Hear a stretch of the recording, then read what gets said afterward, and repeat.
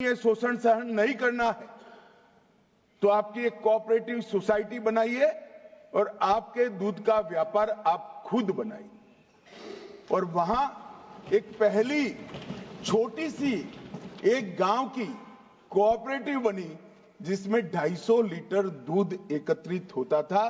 वहां से लेकर विश्व की सबसे मजबूत कोऑपरेटिव ब्रांड अमूल तक की ये यात्रा त्रिभुवनदास पटेल ने। त्रिभुवनदास सरदार पटेल जैसे महान नेता के सानिध्य में रहकर भारत के अंदर सहकारिता की नींव डालने वाले व्यक्तियों में से एक मान्यवर। और आज जो गुजरात राज्य सहकारी दूध विपणन संघ GCMMF जो बना है, जिसको अमूल के बहुत छोटे से नाम से हम जानते हैं, वो त्रिभुवनदास जी का विचार का देन है। और मान्यवर, एक 250 लीटर से शुरू की हुई अमूल की यात्रा जो 1946 के अंदर गुजरात के कस्बे के अंदर शुरू हुई, वो आज भारत का सबसे बड़ा डेयरी ब्रांड बनकर विश्व के सामने उपस्थित है। और मान्यवर, अमूल का मॉडल जो है वो आज इतना विकसित हुआ कि मैं जब स्थापना हुई तब की तो बात नहीं करता, मगर 2003 में अमूल का टर्नओवर 2882 करोड़ था। आज अमूल की बिक्री 60,000 करोड़ को पार कर गई, जो कई बड़ी मल्टीनेशनल कंपनियां हिंदुस्तान लीवर से 5 गुना बड़ा है, नेस्ले इंडिया से 8 गुना बड़ा है। और आज मैं सदन को बताना चाहता हूं कि इतने बड़े आंदोलन में किसी की भी शेयर पूंजी हिस्सा 100 रुपये से बड़ा नहीं है। छोटी छोटी गरीब किसान महिलाओं ने 100 रुपया इकट्ठा कर इसको बनाया है।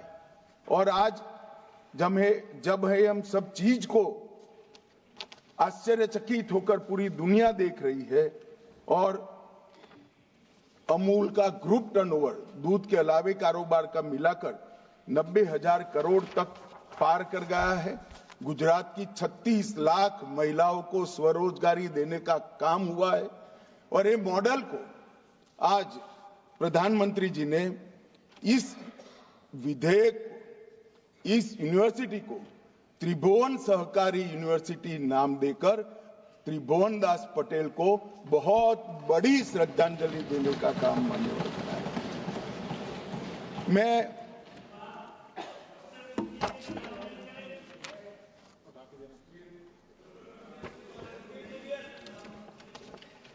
मान्यवर, मैं इस बिल की जरूरत क्या है उस पर आने से पहले थोड़ा बैकग्राउंड बताना चाहता हूं। मान्यवर, नरेंद्र मोदी सरकार 2004 में भाजपा के नेतृत्व में एनडीए की सरकार बनी और ये 10 साल का कालखंड इस देश के गरीबों के लिए जब भी देश का इतिहास लिखा जाएगा स्वर्णिम अक्षर से लिखा जाएगा। एक 10 साल के समय के अंदर ही इस देश के गरीब को घर देने का काम हुआ, शौचालय देने का काम हुआ, पीने के पानी देने का प्रयास हुआ, 5 किलो अनाज उसको मुफ्त में दिया गया।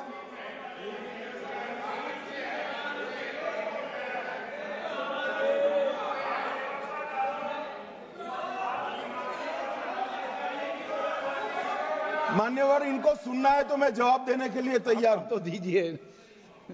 मान्यवर, इनको घर में गैस देने का काम हुआ, 5 लाख तक का आयु दवाइयों का पूरा खर्च माफ कर दिया गया और मान्यवर उनके घर में बिजली भी पहुंचाई।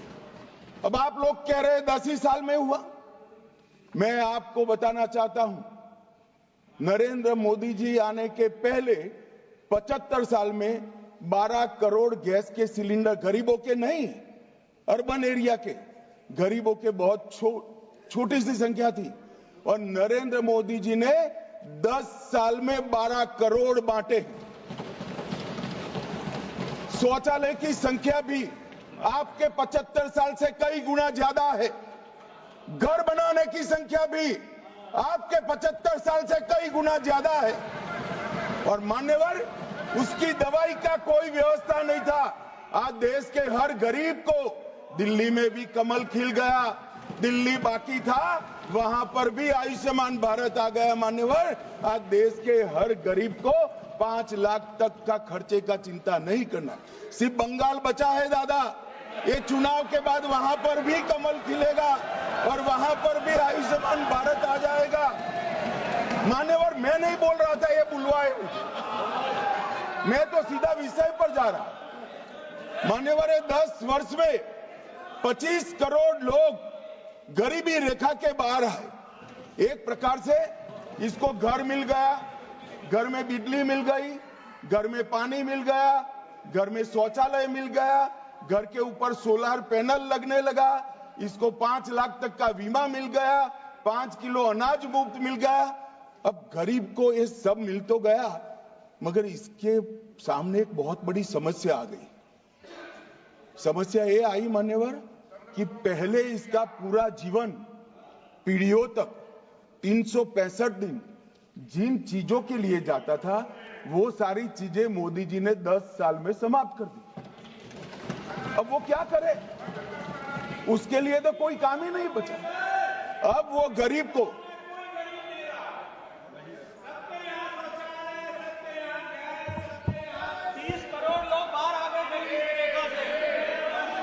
मान्यवर, इनकी बात सही है। ये भौतिक संपदा की जो बात कर रहे हैं, देश में ढेर सारे लोगों को मिला है, मगर विचारों का दारिद्र्य आज भी खलास नहीं हुआ है। अभी मेरे सामने बैठा है, वैचारिक रूप का दारिद्र्य का नरेंद्र भाई के पास ही इलाज नहीं है। मान्यवर, ये विचारों की जो गरीबी है, इसको तो हम कैसे मिटा सकते हैं? वो तो पार्टी की हायरार्की में ऊपर से नीचे आती है, अब ऊपर ही नहीं है। हमारे गुजरात में कहावत है कि कुएं में भी नहीं है तो खेत में कहां से आएगा। मान्यवर, ये वैचारिक दारिद्र्य का मेरे पास कोई इलाज नहीं है। मान्यवर, एक गरीब के सामने एक समस्या आ गई कि अब क्या करना। मुफ्त अनाज मिल गया, बिजली का कनेक्शन आ गया, गैस आ, इसके लिए वो संघर्ष कर रहा। अब उसको आगे बढ़ना है, कुछ उद्यम करना है, देश के विकास में अपना योगदान देना है, मगर उसके पास पूंजी नहीं है। बेचारे के पास पूंजी नहीं है। पूंजी नहीं है तो वो कैसे करे? और मान्यवर, पूंजी बगैर के व्यक्ति को उद्यमिता के साथ जोड़ने का एक ही रास्ता है, कोऑपरेटिव सेक्टर, जिसके माध्यम से 100-100 रुपए की पूंजी के मिलाकर करोड़ों लोग साथ में आकर अपना उद्यम कर रहे हैं, सम्मानपूर्वक जी रहे हैं, स्वरोजगार भी प्राप्त कर रहे हैं और स्वरोजगारी के माध्यम से देश के विकास में अपना योगदान भी दे रहे हैं। मान्यवर, ढेर सारे अर्थशास्त्रियों के हिसाब से देश के अर्थतंत्र का एक मानांक जीडीपी है। इसको मैं भी स्वीकार करता हूं। जीडीपी एक बहुत बड़ा मानांक होता है देश के अर्थतंत्र की स्वास्थ्य बताने का, मगर भारत जैसा देश जहां 130 करोड़ की आबादी है, इसके साथ जीडीपी के साथ साथ रोजगारी भी बड़ा माध्यम है। मान्यवर, रोजगारी भी बड़ा माध्यम है और सहकारिता क्षेत्र एकमात्र ऐसा क्षेत्र है जो 130 करोड़ लोगों को स्वरोजगार के माध्यम से देश के विकास के साथ भी जोड़ता है और अपने सम्मान की भी रक्षा कर सकता है।